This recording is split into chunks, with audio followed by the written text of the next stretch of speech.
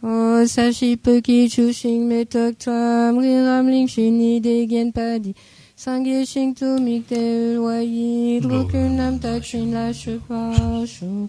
Idam guru ratna mandala kamniriyatayami.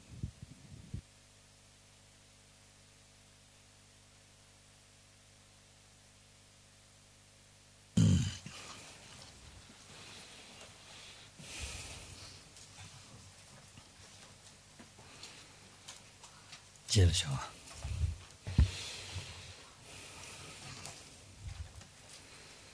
다데 준주시로와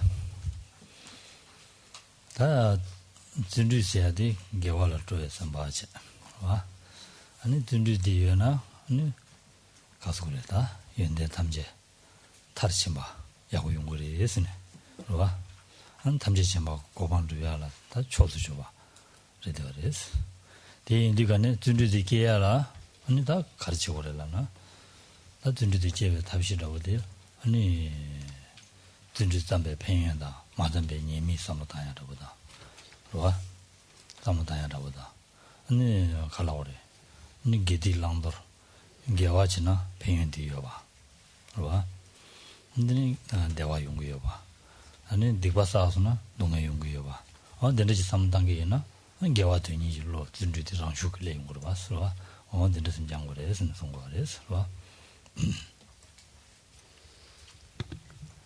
Donc nous reprenons avec l'enthousiasme. À propos de l'enthousiasme, donc nous en avions dit qu'il s'agissait d'un facteur qui était enclin à la vertu, donc un aspect de l'esprit qui est enclin, donc oui, qui provient d'inclination pour le domaine, pour ce qui est vertueux.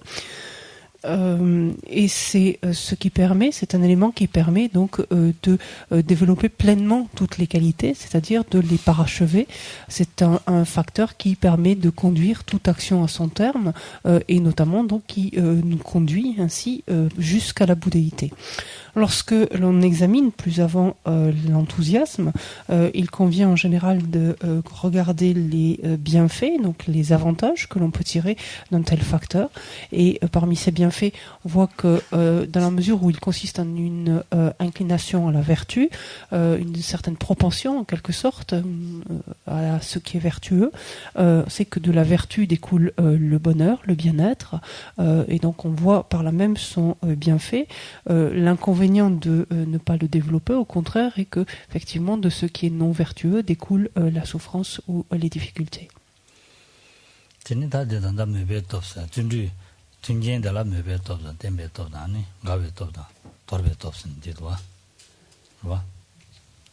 Ah, tu gagnes, non, topshidero.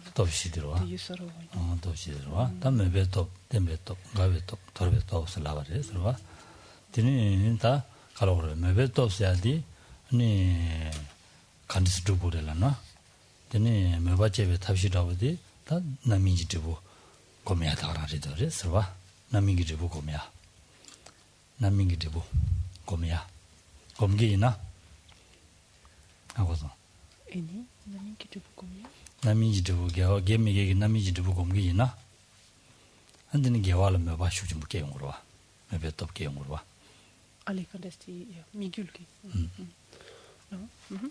On dit qu'on est. Tel est le même top de Yongres. Alors ensuite, lorsque l'on regarde donc l'enthousiasme, on voit que c'est un facteur qui se renforce à la faveur donc de 4 forces différentes. Il y a ce qu'on appelle la force de l'aspiration, la force de la résolution, la force de la joie et la force de l'abandon, du repos. C'est ce que vous avez tenu, page 47. Vous avez 2 alinéas. Il y a la manière d'appliquer les conditions favorables à l'enthousiasme, à savoir les 4, ils appellent ça pouvoir ici, donc c'est les forces, peu importe. Et donc il y a le pouvoir de la foi, donc c'est la force de l'aspiration, le premier. Ensuite la force de la résolution, la force de la joie et la force de l'abandon ou du repos. Et vous y êtes ? Page 47, 2e alinéa, la manière d'appliquer. Enfin, il y a des petits carrés en haut, les petits carrés noirs, je sais pas comment on appelle ça, mais voilà, le 2e petit carré noir. pas grave. Alors, Alors, donc, il parle donc des 4 pouvoirs, donc les 4 forces, peu importe. Donc la manière d'appliquer les conditions favorables à l'enthousiasme, à savoir donc les 4 forces. Et à la place de le pouvoir de la foi, c'est la force de l'aspiration. Et ensuite, pareil, la force de la résolution, la force de la joie et la force de l'abandon ou du repos. Et donc, lorsqu'est envisagée la première force, donc la force de l'aspiration, en fait, cette force se développe en considérant, en fait, en se représentant, en imaginant en quelque sorte à quoi ressemble le résultat une fois développé. Et plus on réalise finalement à quoi ressemble une conséquence, un résultat, donc en l'occurrence ici un résultat vertueux, pleinement développé, plus naturellement l'esprit est enclin à en accumuler sa cause, à savoir accumuler une action vertueuse. 기시워레스로와 템부자 딜럽디가네 아니 다 델랄람 가리를 주고요나 주야디 딱 봐야 보지네 아니 랑게 지투서레 투서마레 딱 봐야 보지네 주고 그래서 근데서 주고요나니 템부용 그래서와 La force de la résolution, donc quant à elle, va permettre, va assurer, garantir une certaine stabilité en fait dans le processus de l'action même. En ce sens qu'avant de s'engager dans l'action, l'esprit va examiner en fait si il est en mesure d'accomplir une telle tâche ou non. Et donc à partir du moment où il a examiné cela et il a opté en faveur donc de sa possibilité, à ce moment-là il peut s'y engager. Et parce qu'il y a eu cette force de la résolution ici, à pouvoir le faire après examen, donc cette action va gagner en stabilité en fait.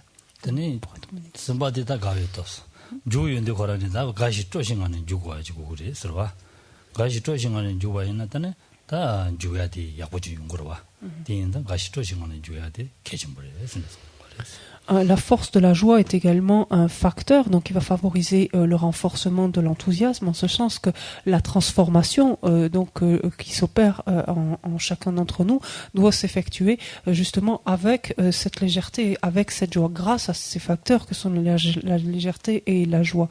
Et la présence donc de tels facteurs va inéluctablement donc renforcer l'enthousiasme.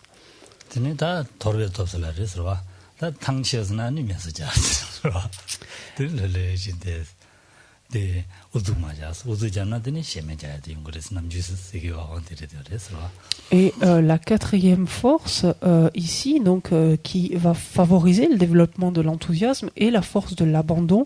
On dit abandon ici, cette notion c'est du repos, c'est-à-dire lorsque l'on est éreinté par quelque chose, parce que l'on a fourni trop d'efforts ou avec une trop grande insistance, il faut savoir en fait arrêter, se retirer, on peut dire encore littéralement, en d'autres termes, ne pas forcer finalement, ne pas se contraindre ici, parce que comme on le sait, forcer ça va conduire simplement à avoir la nausée, à perdre l'envie de faire ce que l'on voulait faire. Donc bien sûr il ne s'agit pas de tout planter là et abandonner définitivement, c'est simplement un retrait temporaire, histoire de pouvoir se reprendre, se ressourcer.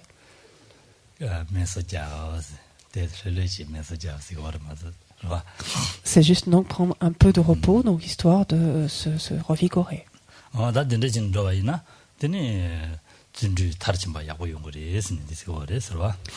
Et ce sont ces facteurs qui vont contribuer justement à un enthousiasme suffisamment fort qui permettra donc que chaque activité soit menée jusqu'à son terme.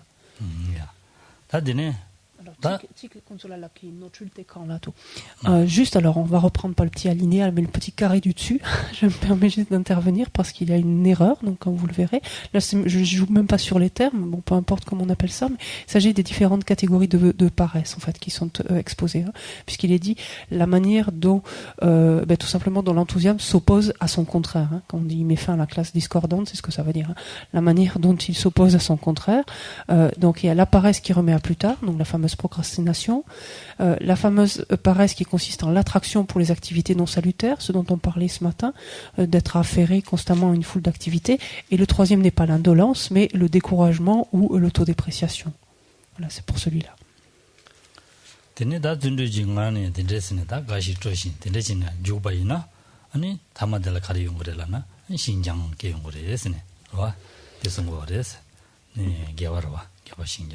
Lorsque la pratique donc évolue ainsi donc avec cette légèreté, avec cette joie dont on parlait juste précédemment, naturellement donc cet état finalement va conduire à une certaine maniabilité, une certaine souplesse.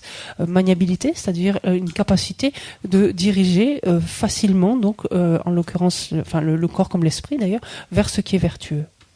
당아란도 더바야기 저 칸데질레네 로 남주준데 기세나 로 칸데질레네 더바야기들은 우즈진이 제네도 신 가시 조싱하는 제네 두개나 지야들 갈래 가야명에 아니 제와이네 류라 강에 매와 셈라 강에 매와 용화 중국도 왔어 다디 두부 잘라 용화여레스로와 다디 야외 잘라 먼저 다 준비해야 계획 슬라인다 다디 야외 잘라 된데서 용어지 쏘고 거레스.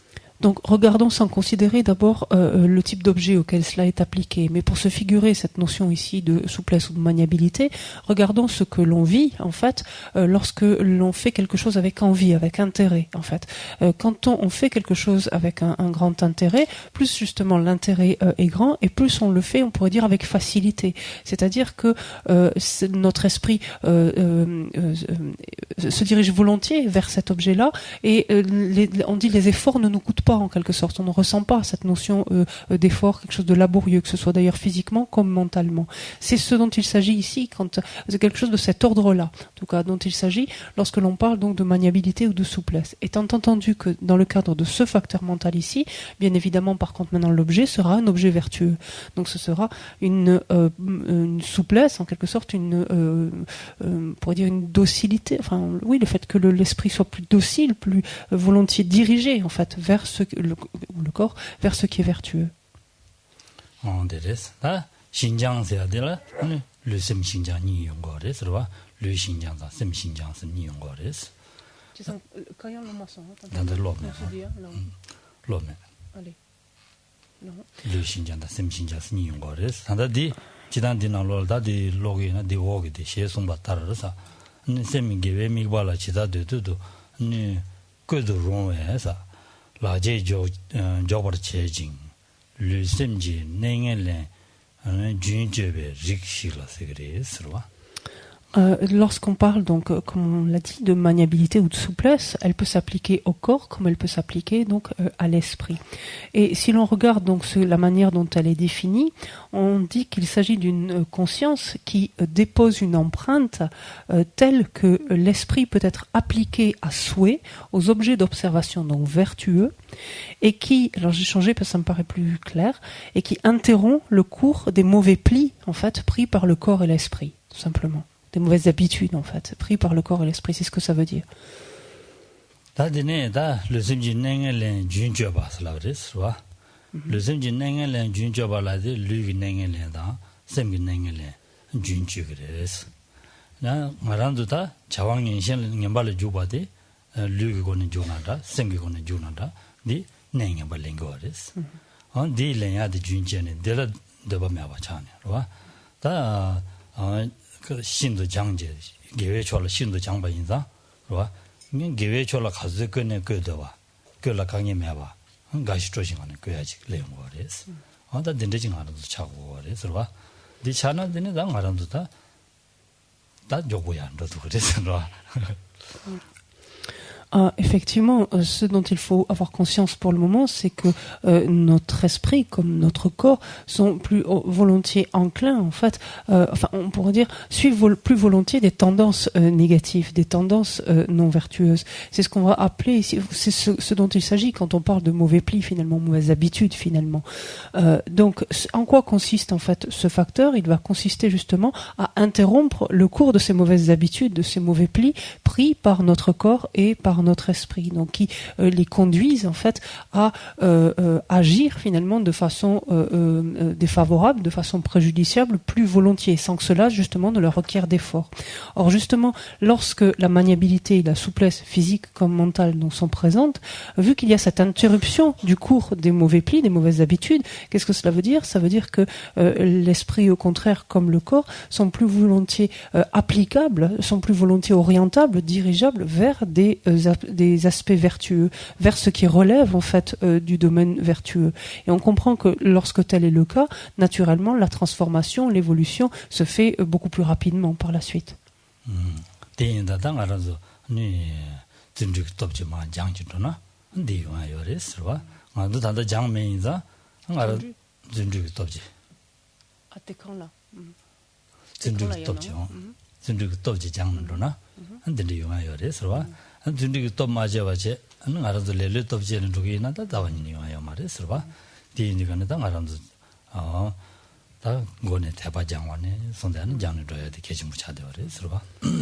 Et la maniabilité elle-même, la souplesse, donc sera d'autant plus se produira quelque part ou se renforcera d'autant plus volontiers qu'elle sera poussée par la force de l'enthousiasme. Si par contre notre esprit ou nous restons dans une forme de paresse, quelle qu'elle soit, il lui sera par contre beaucoup plus difficile de s'élever. D'où on voit bien la continuité qu'il y a entre ces facteurs qui vont donc de la foi, que l'on avait vu, jusqu'à la maniabilité. La foi, l'aspiration, l'enthousiasme qui conduisent tous donc ainsi à la maniabilité, la souplesse.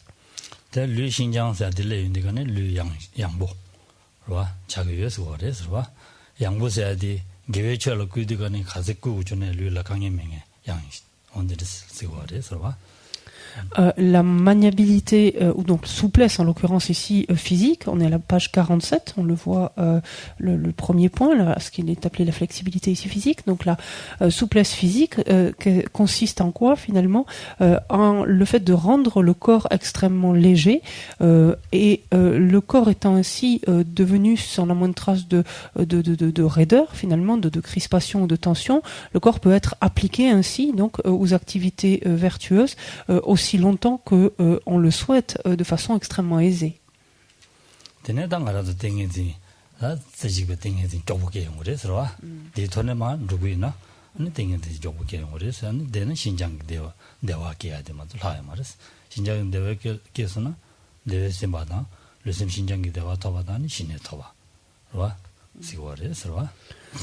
Dans la mesure où cette légèreté ainsi, donc cette souplesse physique en d'autres termes est obtenue, l'esprit devient beaucoup plus en mesure de se focaliser, donc de se fixer en un point sur son objet d'observation, ce qui ne va pas manquer bientôt d'entraîner une félicité donc issue de cela. Et on sait très bien que lorsque sont produites donc la félicité physique et mentale donc liée donc à leur maniabilité respective, cela va donner naissance, cela signe en tout cas le développement du calme mental.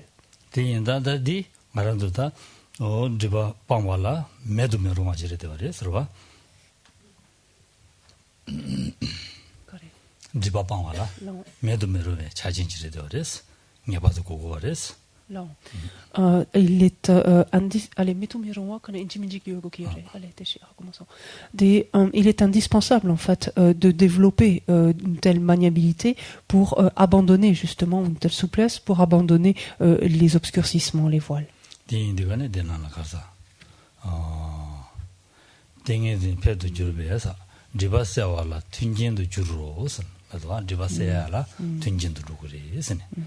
인자 코란랑기 디바 차단 세도 그러면서 세도 말해서 이는 디바 세야 튼진을 놓고 하래스 다디여나 델라데냐니 돈이 무슨 돈이도 별로 이템도 아니 냠바샤니 아니 신의 줍질 하송주는 돈이 무슨 또 별로 돈이 아니 디바 말리바 방야게 사진도 두고 하래스 네 소용 하래스 봐. En effet, il est dit de la maniabilité que sa fonction, en fait, est d'éliminer tous les obscurcissements. Donc, lorsque l'on entend cela, il ne faut pas se méprendre. Ce n'est pas elle-même qui a pour capacité, donc ce n'est pas son aptitude d'éradiquer les obscurcissements, les voiles. Par contre, elle constitue une condition favorable, un facteur, en fait, propice à leur élimination. Effectivement, parce que maniabilité physique et mentale seront produites, on l'a vu, vont donner naissance donc à leurs félicités respectives, qui permettront donc le développement complet du calme mental, et en dépendance du développement de ce calme mental pourra être donc développée la vue supérieure, qui elle donc aura la capacité spécifique d'éradiquer les voiles. Mais on comprend bien qu'initialement, c'est bien en dépendance de ce support qu'est la maniabilité que ces voiles auront pu être éliminées.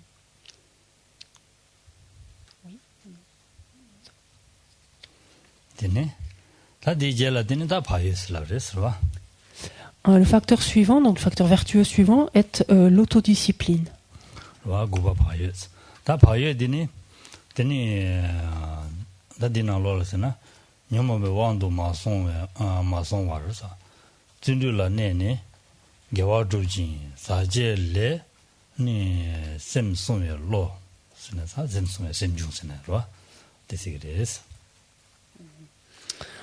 Qu'est-ce que l'autodiscipline?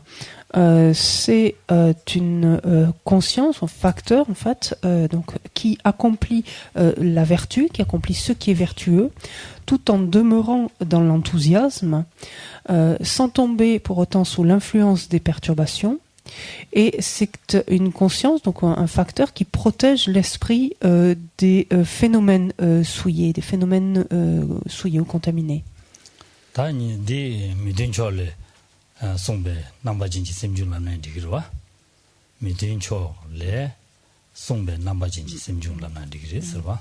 On peut le résumer en disant ainsi, c'est un facteur mental qui préserve l'esprit de ce qui est contraire, sous-entendu contraire à ce qui est vertueux.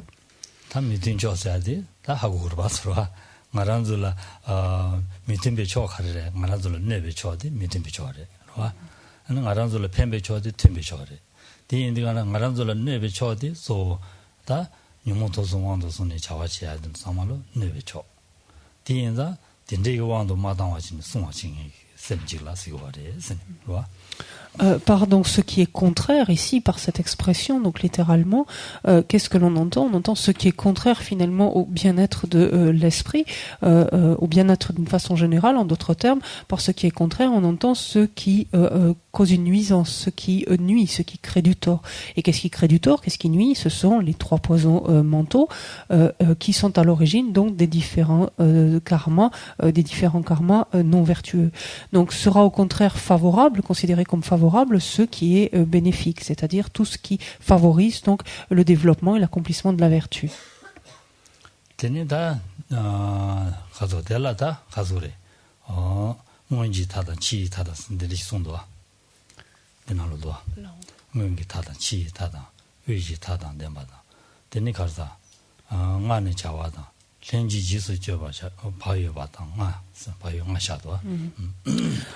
Lorsque sont distingués, donc lorsqu'est distingué les différents aspects de l'autodiscipline, Asanga on distingue 5 dans les terres des bodhisattvas. Il parle de l'autodiscipline, on peut le garder ainsi, l'autodiscipline qui porte sur le passé, celle qui porte sur le futur, celle qui porte sur le présent. L'autodiscipline que l'on peut dire préalable et l'autodiscipline peut-être plutôt consécutive que concomitante à l'action.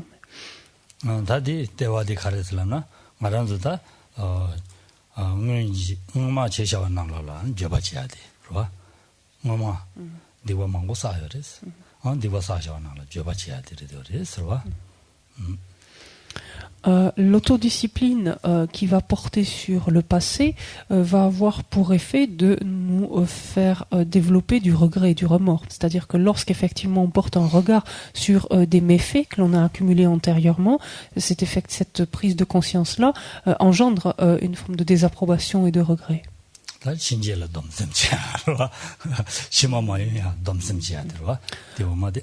L'autodiscipline qui porte sur le futur, elle, au contraire, va permettre la survenue d'une résolution ou détermination, c'est-à-dire de ne pas perpétrer à nouveau de tels actes.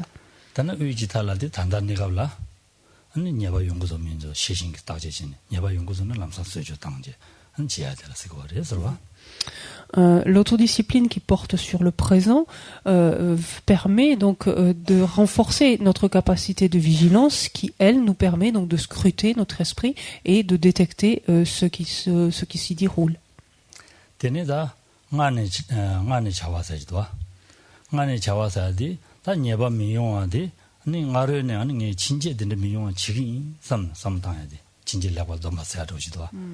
Ini ni batang shiba chik borowa. Di mau partang kalete. Dawo. Chima de jinje dom samja. Da jinje mayo wang ni jigi sam. 명용하게 탑시 가용지기 인스 단다 제바제와 되는시 마음발에 제바지니 마음에 탑시 지기 인사면 되더지 진짜 지기면서 너 매지고 마임바 봐 Non, tanda. 단다 제와 되는시 마음발에 다랑 지기 인사면 돼 Non. L'autodiscipline préalable donc va consister elle aussi en cette résolution d'éviter à tout prix en fait de perpétrer donc quelque chose de non vertueux, à la différence de celle portant sur le futur qui pourrait-on dire pourrait être plus générale. Celle-ci, celle qui est préalable, va être plus immédiate à l'action que l'on est sur le point d'entamer. Et ici, d'être attentif particulièrement à l'action dans laquelle on va s'engager et d'être déterminé et fermement résolu à éviter coûte que coûte, donc ce faisant, de commettre le moindre méfait.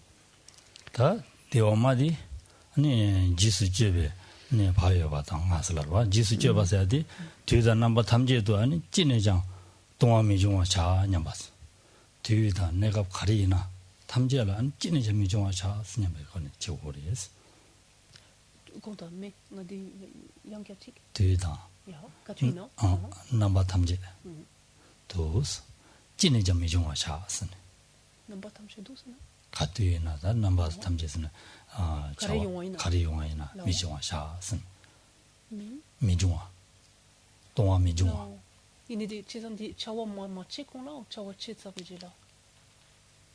다 단다 뒤로와 인제를 주심 진제를 dom심. 되니 다다 미중화 시신이 다제지. 다다 대치와는 시 마음발을 지긴 삼사제. 다 디젤라 안에 뒤다 내가 탐지 가리나. 니 자원이네다 세지마다 하와이네. 미중화 지긴 전 탐지하러 오셔. Et cette dernière autodiscipline, donc cette autodiscipline consécutive, que l'on peut qualifier littéralement donc de consécutive, est une autodiscipline qui se produit en fait, qui nous amène à penser ainsi, quels que soient les actes dans lesquels je m'engage, à quelque moment que ce soit, que jamais finalement je ne commette quoi que ce soit de non vertueux. Que d'aucune façon je ne m'engage dans quelque méfait que ce soit.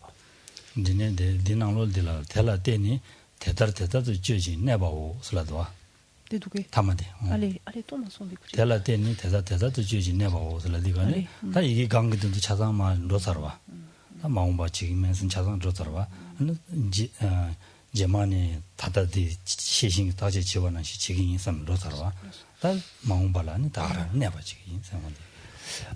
Effectivement, juste en dessous de la page 48, donc le texte développait un peu plus chacune en fait de ces autodisciplines. Et donc ce qui correspond au 5e point, il est dit agir et demeurer ainsi sur la base de ceux qui précèdent. C'est-à-dire que au vu finalement des différentes prises de conscience, l'autodiscipline permet ainsi de prendre, pourrait-on dire, cette résolution définitive en quelque sorte. C'est-à-dire que quelle que soit l'action, et d'ici d'une façon large, quelle que soit l'action, quelles que soient les actions que nous allons perpétrer, que justement nous ne commettions jamais de méfaits donc à travers ces différentes actions.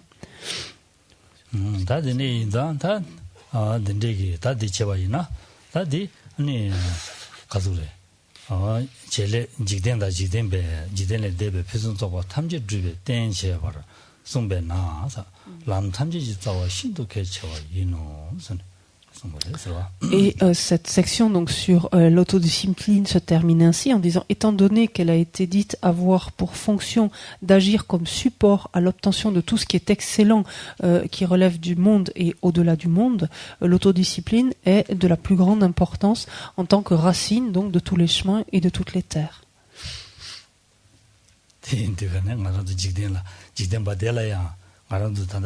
담물링 디나로라 디지용야 무슨 저거 용야게 싸와 차기도 와서와 디 인도는 차상 싸와래 되어래 디인다 바위지 오래선 송거래서와 Et donc, d'où tout l'intérêt, en même temps, de développer un tel facteur qu'est l'autodiscipline, dans ce sens que, comme on voit, comme il est dit ici, elle constitue la racine même, donc de tous les chemins élétaires, mais même de tout ce qui est excellent au sens large, et qui relève même du monde, c'est-à-dire qui relève de nos expériences de cette existence-ci, par exemple, simplement, donc ce qui pourrait être quelque chose de collatéral quant à notre aspiration, mais néanmoins dont on bénéficie. Le facteur suivant, donc le deuxième facteur vertueux, est l'équanimité.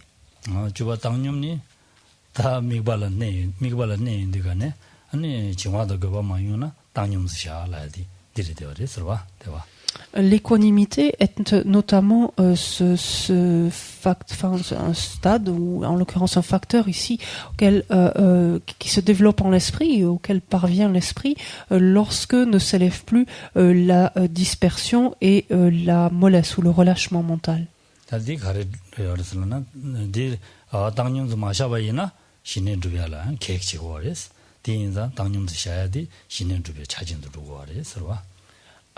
Tant que l'équanimité donc n'est pas développée, effectivement, il y a encore un obstacle, peut-on dire, une interférence au développement complet du calme mental. Donc c'est un passage obligatoire d'arriver à cette équanimité, ou à se doter pleinement de ce facteur.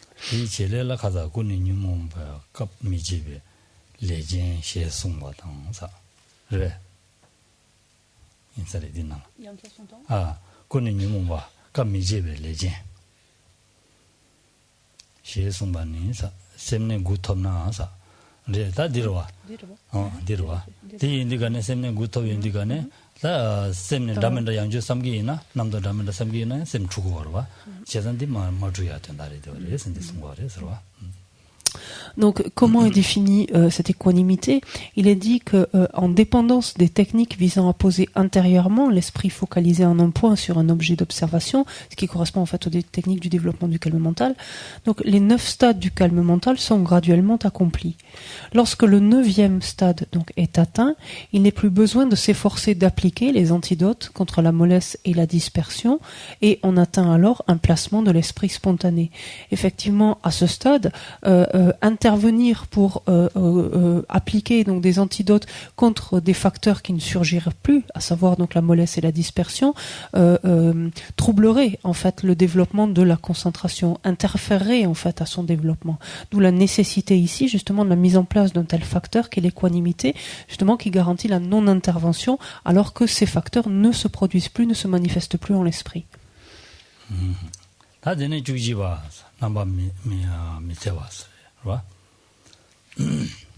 Allez. Le 11e facteur donc est l'absence de malveillance.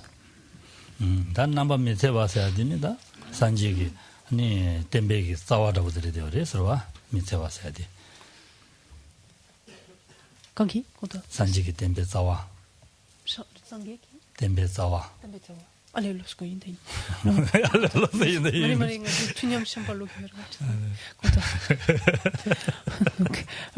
Pardon.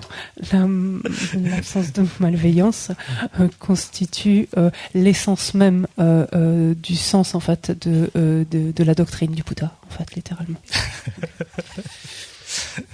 Sanjiki tembe tsawa inda roa mazu chegunjode ani karsa 잡응요 인세야지 대인바스로와 저 군족이 랍자디 세와 방바들와 세와 제와이나 아니 딱 남준이 시에 다라리스로와 시엔라 세와지나 랑라 마음바 세와 용거리 동해 용거리스 아 시엔라 세와 마지나 랑라 세와 방나 세와 마지바자 말이로와 세와 방나 랑 마음바 대와 용야 된저게야 된저는 잠든미세 아니 타바도 탐지심바 고반도야지 세와 방는 로고 거리스로와 En effet, donc l'absence de malveillance est l'engagement qui découle, on dit le précepte, mais qui découle de la prise de refuge dans le joyau du Dharma. C'est l'axe même de l'enseignement, donc de la doctrine du Bouddha. Quand on prend refuge, donc les préceptes qui découlent de chacun de ces joyaux, quand il s'agit du joyau du Dharma, nous montrent qu'il faut absolument s'abstenir de commettre la moindre de causer du tort, littéralement, de nuire à quelque être que ce soit. Et c'est de ce dont il s'agit ici. Ce terme qu'on utilise aussi, qui rend aussi la notion de violence ou donc de non-violent en fait. Donc ici, par absence de malveillance, c'est finalement une attitude ou un état d'esprit non-violent. Ça véhicule la même notion. Et lorsqu'effectivement, non seulement on agit avec cette absence de malveillance, de façon non violente, et même que l'on a éradiqué en fait ce facteur-là, inéluctablement, nous œuvrons de manière favorable, de manière constructive, donc vis-à-vis d'autrui comme vis-à-vis de nous-mêmes, et nous garantissons ce faisant donc des renaissances favorables.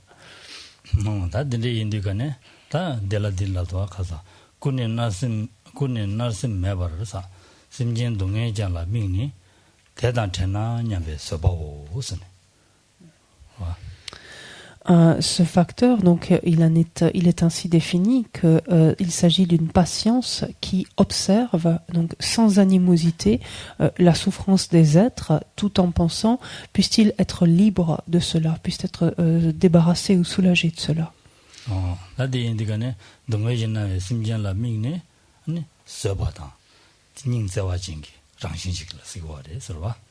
Donc on constate donc un tel facteur donc qui est l'absence de malveillance comporte à la fois une composante donc de patience, puisqu'on voit c'est une patience qui observe, donc il y a une composante de patience et à la fois une composante non violente, puisque cette observation se fait sans animosité.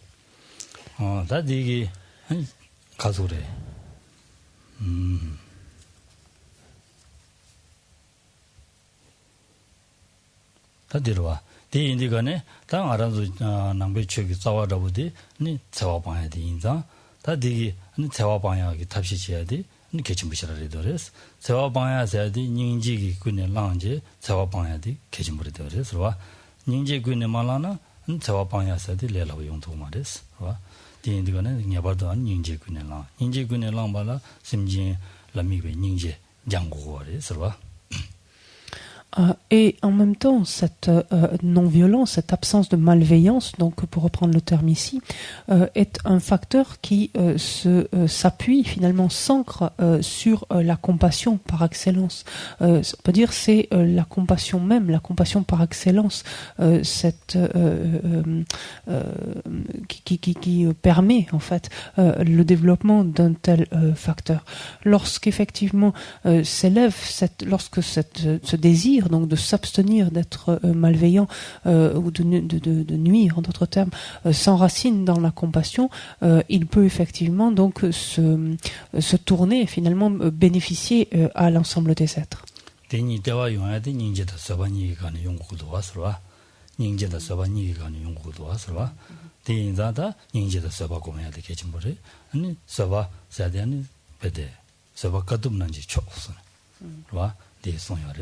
대단도마데 단도디나로라니 서바가도 담바 서바니 냥에 대와 초제 산제송 산제랑기 디송요레 세네와 디송레 서바 Et donc on voit que outre donc cette absence d'animosité, le fondement même qui permet le développement d'un tel facteur est la patience et la compassion, puisque tous deux donnent naissance finalement à cette non-violence, à cette absence de malveillance.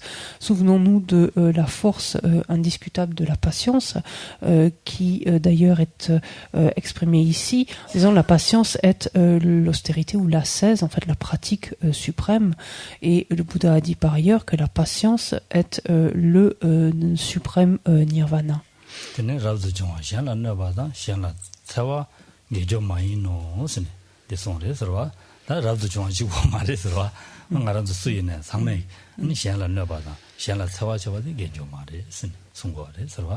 Et cette section donc du sutra cité continue en disant: la personne ordonnée qui nuit ou qui fait du tort, qui fait du mal à autrui n'est pas un vrai moine ou une vraie personne ordonnée, mais même cela va bien au-delà de l'ordination.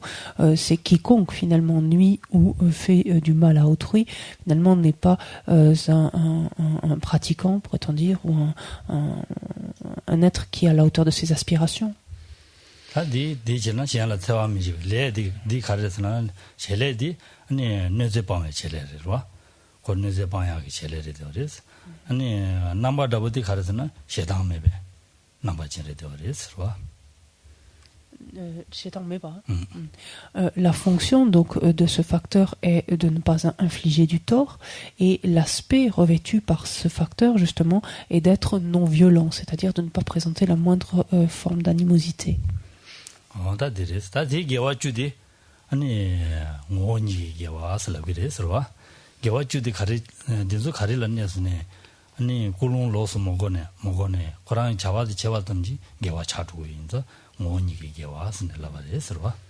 Donc voilà une présentation donc des 11 facteurs mentaux vertueux, et quand on parle en fait ici, quand on envisage donc ces 11 facteurs mentaux, ils sont vertueux de par leur nature, en fait, du point de vue de leur nature.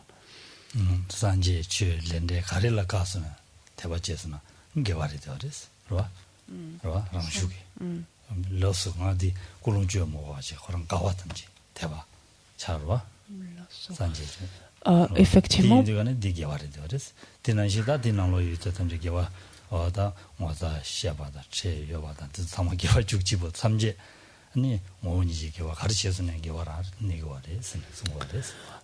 On peut effectivement dire que ces 11 facteurs mentaux donc sont vertueux par nature. La nature même de ces facteurs est vertueux, en ce sens que il n'est même pas besoin ici d'une motivation, en fait, de la présence d'une motivation pour rendre ces facteurs vertueux. C'est là on dit qu'ils sont de façon naturelle, leur essence même, pourrait-on dire, est vertueuse, en ce sens que, comme on l'a vu, ils se dirigent naturellement, enfin, ils amènent l'esprit à se diriger naturellement vers, par exemple, les trois joyaux, vers les qualités de ceux-ci, vers la loi de causalité, comme on l'a vu, le ramène, etc. C'est la fonction finalement de chacun de ces facteurs. C'est la raison pour laquelle on dit qu'ils sont vertueux en nature même, sans qu'il n'y ait besoin d'une motivation initiale pour les rendre vertueux. 단다 개와 죽지들 라야디 다 원이지 개와들 개와 죽지스 샤바레 서와 지상 말한도 골룸 주에는 레 라면다 제 사마로 냐 골룸 상부지와이나 개와로도야 로와 레디 개벨레로도야 골룸 영바지와이나 미개벨레로도야 시개와 서와 언디 시작을 서와. Et donc, si on regarde le texte pour que vous compreniez, page 51, on rentre dans le cadre de cette discussion, par exemple, et l'objection, enfin une question s'interrogeait de se dire, mais bon, est-ce que ces 11 vertus, parce que le terme littéralement c'était les 11 vertus, telles qu'elles viennent d'être exposées, finalement, sont exhaustives, finalement, cette division est exhaustive. Sous-entendu, est-ce qu'il n'y a pas d'autres vertus que cela? Et il est répondu à cela que oui, on peut distinguer ce qui est vertueux, ou ce qui relève du vertueux de différentes façons, mais que cette catégorie consiste en les facteurs qui sont en essence, de par leur nature même, vertueux. C'est la raison pour laquelle ils sont ainsi énumérés de côté.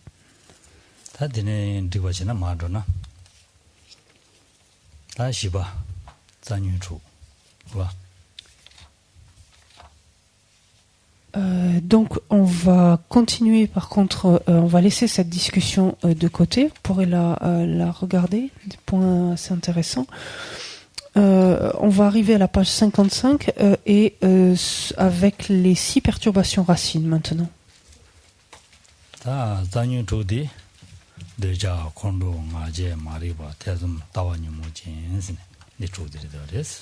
Donc ça, les termes ne changent pas, on y est habitué, c'est l'attachement, l'aversion, l'orgueil, l'ignorance, le doute et les vues erronées, peut-être quand même.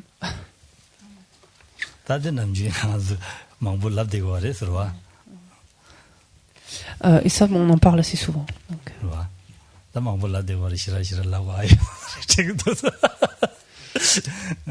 Et peut-être, puisqu'on en parle si souvent, on n'a peut-être pas besoin d'y passer beaucoup de temps à les savoir. 대전에 다 하고 버렸어. 알아서 타는 식에 대시 잡사랬어. 아니 다 거두래. 디나롤 디송도 가르도다. 사제 정보보라 랑기고에 고네. 이동와 통니 대운도니에 샘중 시고. Donc, lorsque l'on envisage l'attachement, l'attachement est ainsi défini qu'il s'agit d'un facteur mental qui perçoit, on est page 56 au milieu, qui perçoit un objet contaminé comme étant attrayant de par sa nature propre, de sa propre nature, et qui de ce fait le recherche. J'ai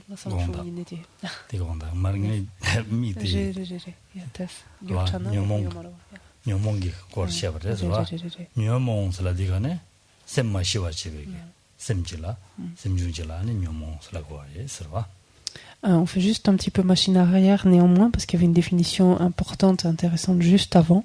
En haut de la page 56, c'est la définition d'une perturbation en général. Qu'est-ce que c'est une perturbation? C'est un phénomène qui, lorsqu'il survient, entraîne spécifiquement ou particulièrement un état très fortement agité, suite à quoi le continuum mental devient très fortement agité.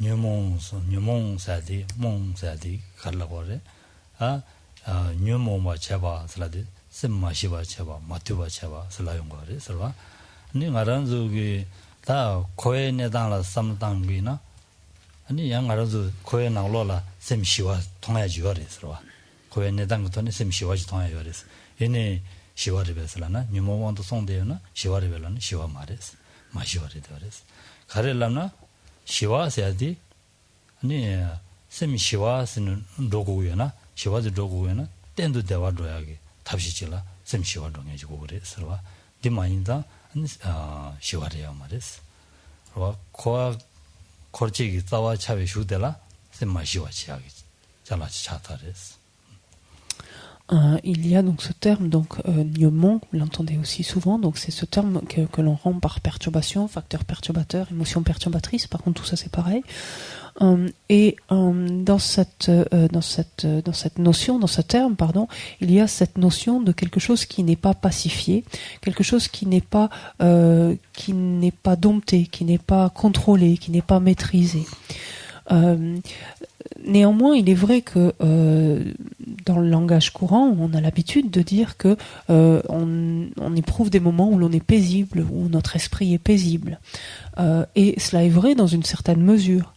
Mais on ne peut pas considérer, donc stricto sensu, que notre esprit est à ce moment-là paisible ou pacifié tant que nous sommes dans le cycle de nos existences. Pourquoi cela? C'est parce que il est encore sous l'emprise d'émotions perturbatrices. Donc nous, on dira qu'on est paisible lorsque celles-ci ne se sont pas manifestes, qu'elles ne se produisent pas de manière patente, objectivable. Mais il n'empêche qu'il n'en est pas débarrassé. Et donc, d'un point de vue littéral, on parlera donc d'esprit paisible au sens donc de pacifier et de dompter à partir du moment où celles-ci ont été éradiquées et que tout ce que fait notre esprit finalement œuvre en faveur d'un bonheur stable, d'un bonheur durable.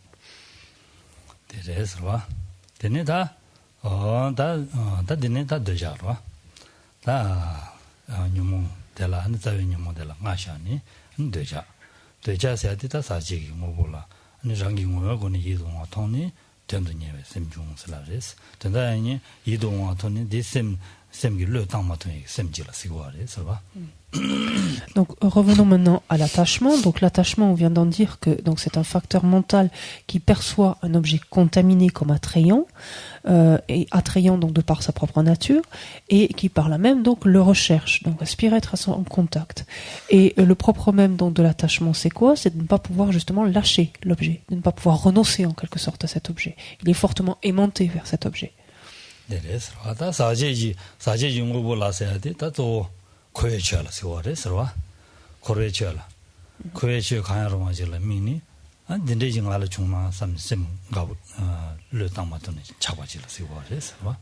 Donc quand il est question ici d'un objet contaminé, en fait, il s'agit par là même d'un phénomène qui relève donc du samsara.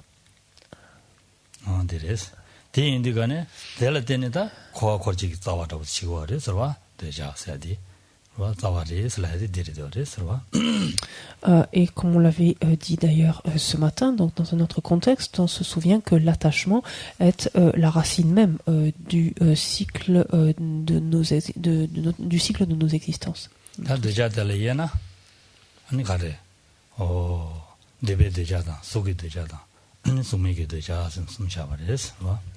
On peut distinguer trois formes, trois aspects, enfin pas vraiment trois types d'attachement. Là, c'est l'attachement est le même, mais un attachement qui est porté, qui se tourne vers le monde du désir, un attachement qui relève, du monde du désir, qui relève du monde de la forme, ou un attachement qui relève du monde du sans forme.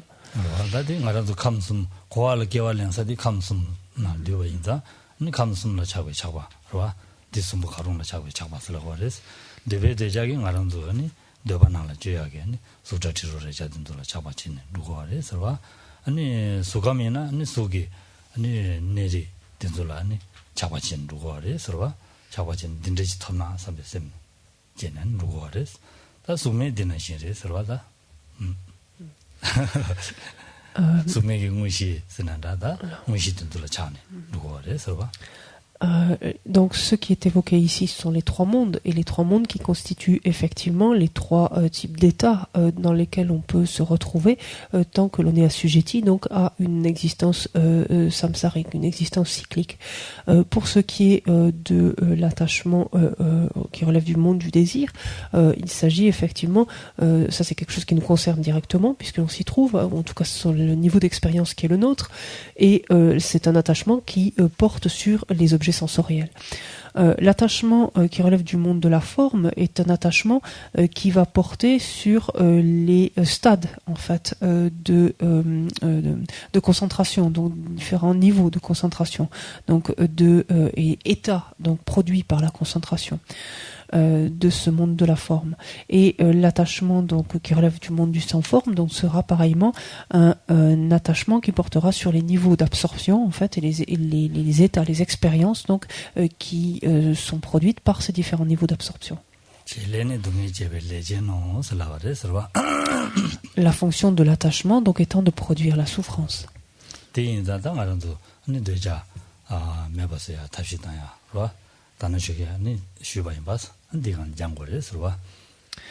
Donc d'où l'importance, on l'a vu ce matin, donc l'importance de chercher à se défaire donc de l'attachement.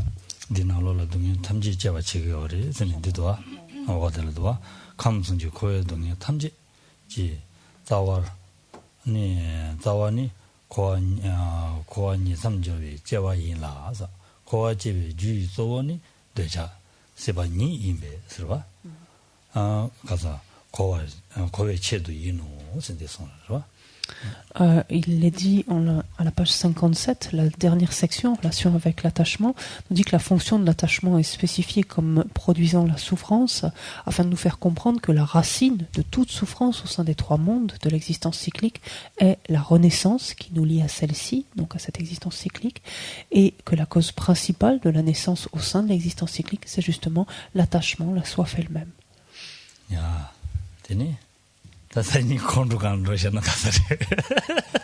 Donc on va peut-être pas terminer sur la version, on va se le garder pour demain.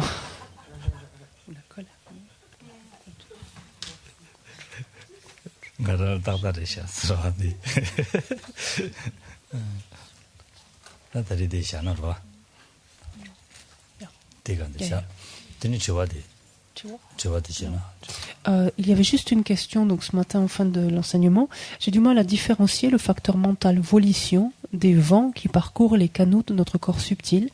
En effet, la volition achemine notre conscience vers son objet et les vents sont les moyens de transport de la conscience. Pouvez-vous clarifier?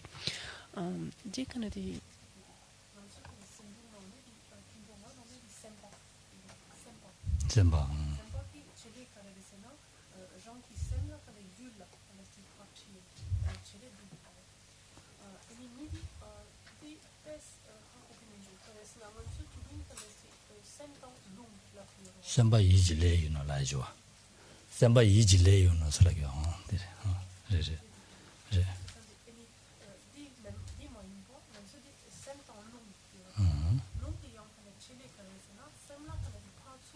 semioya.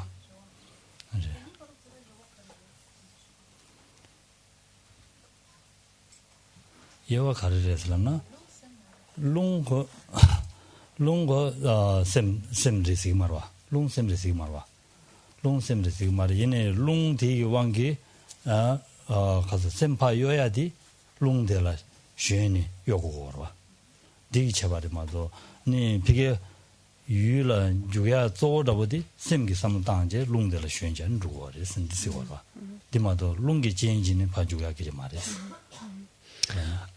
En fait, d'ores et déjà, regardez-vous parler donc de cette notion de vent, donc il y a bien cette différence entre l'esprit ou la conscience et les vents.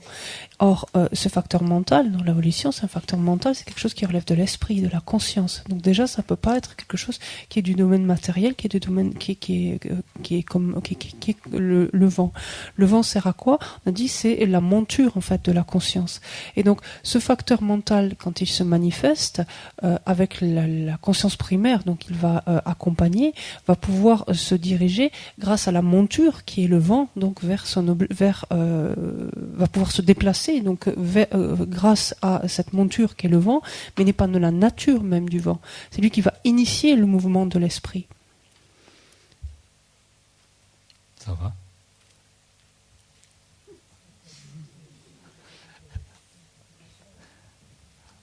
롱코랑기 진진이 파주야게 좀 말해서 봐. 롱코랑티 셴바진은 누구요? 계절에서 봐. En fait, le vent, si vous préférez, le vent n'a pas de pouvoir initiateur du mouvement. Le vent va permettre le mouvement, en fait.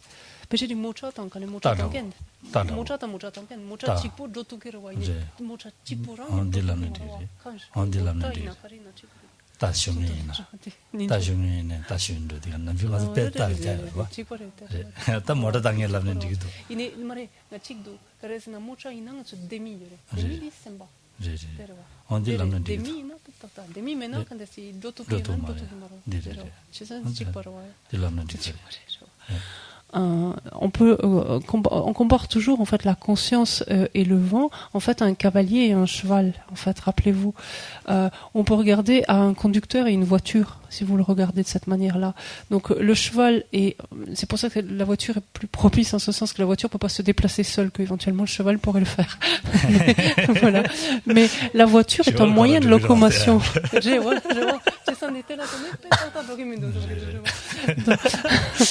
Donc, la voiture est un moyen de locomotion, mais la voiture n'a pas les moyens de se déplacer d'elle-même. C'est la même chose. Le vent, c'est la voiture. Et en fait, qu'est-ce qu'il faut? Il faut mettre la clé, en fait, de contact. Et c'est ça, donc, comment on appelle le sympa, la volition, en fait. C'est cette clé de contact qui va permettre de démarrer la voiture et ensuite de pouvoir qu'elle puisse se diriger. Parce que ce sera son aptitude de pouvoir se déplacer. C'est elle a la capacité de pouvoir se déplacer. Mais faut-il qu'elle soit, en fait, déclenchée, en fait, je sais pas comment dire. Allez, t'as dit ça. Parfait, ça. On s'arrête là. Okay. Donc on va prendre les prières à la page 90. O sajipu ki chushin me toktam riam lingshini degen pari sangi shing tu mikte ulwai Aucune takshin la chupa shogedam Guru Ranamindra Kamniya Dayani Ungewadi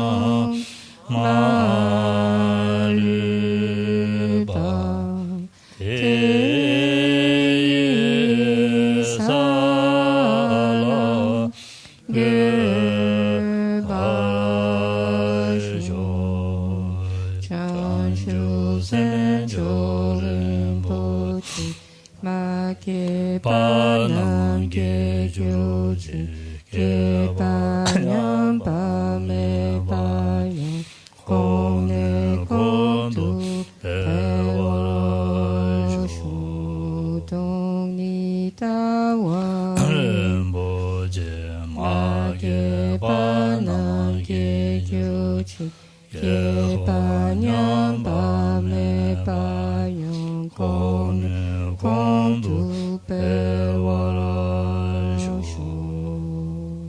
et prières de longue vie. O Kangrira we Kangrira Shin Gama De Bendan Dewa Ma Lu Jung Wen Jere Se Wang Tenzi Yazo Beside Adu Tenjuroji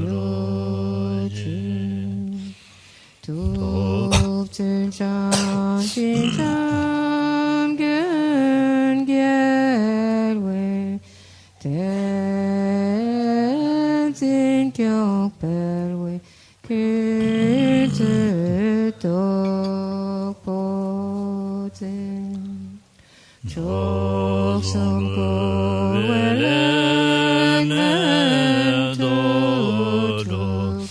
Mada Zo Deje Gendo Shava Denjo Jitsin La Me Ko Te Rawa Den Jin Namangara Jin Choju Je Badang Lo San Den Ben De Me Sa Sum Jin Do Ve Me Se Ta Du Ne Juro Ji To Ni Je Song Do Jo Be Lama Je Je Se Se Kan Jen Den De Gen Chana Be Mo Ten Jin Ja So La Se Wa De So She De Lin Do Sho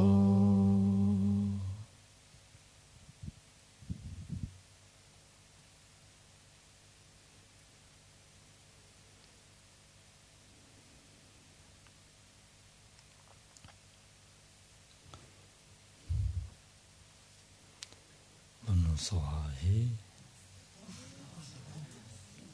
Da bonsoir ji da ma ji. Charan de la royauté.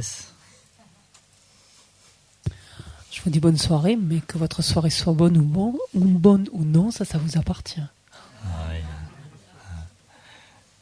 Da di nyamlen chia den sem na jani jugena bonsoir chagres. Je pense par contre, si effectivement vous réfléchissez, vous appliquez votre esprit, ce que l'on a vu, je pense que la soirée devrait être pas mal.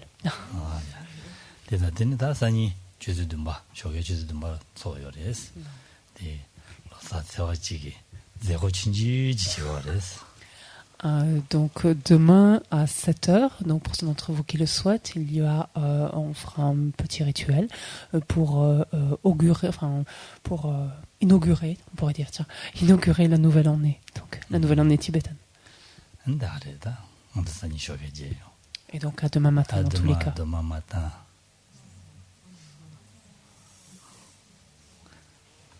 Peut-être.